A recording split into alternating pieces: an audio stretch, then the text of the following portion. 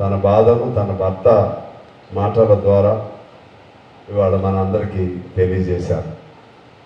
సరే, మరణం అనేది ఒక జీవితంలో ఒక ఘట్టం.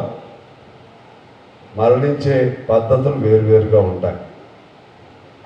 మరణాన్ని మరణంగానే చూడాలి, విప్లవాన్ని విప్లవంగానే చూడాలి, విధానాలను విధానాలుగానే చూసుకోవాలి, దానిగానే ఉంచాలి. అదే హ్యుమానిటేరియనిజం, హ్యూమన్ టచ్. సంపూర్ణంగా విమల గారికి ఆ అమ్మాయి మాట్లాడుతుంటే ఆ ధైర్యం, అదేవిధంగా స్పష్టత ఇవన్నీ కనపడ్డాయి. వారికి మనందరం నిండుగా మద్దతు ఇద్దాం, సంపూర్ణమైన మద్దతు ఇద్దాం. మీకు ఒంటరి మహిళ అదేదో చెప్పారు, మీరు ఒంటరి మహిళ కాదు, మా అందరి ఆడపడుచు అని చెప్పి మీకు తెలియజేస్తా ఉన్నాను.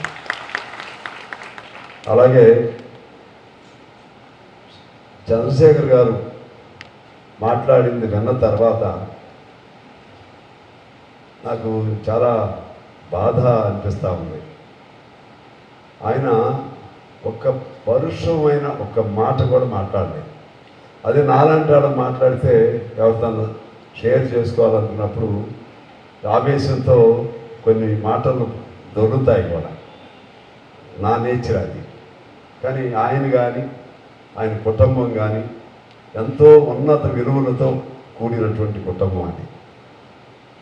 అబ్బాయి గారు కానీ, అలాగే అసలైన మీకు మాకు అందరికీ మార్గదర్శి, అసలైన నాయకుడు, విప్లవ నాయకుడు, అసలు సిసలైనటువంటి విప్లవకారుడు మన బోస్ అన్నగారు కానీ,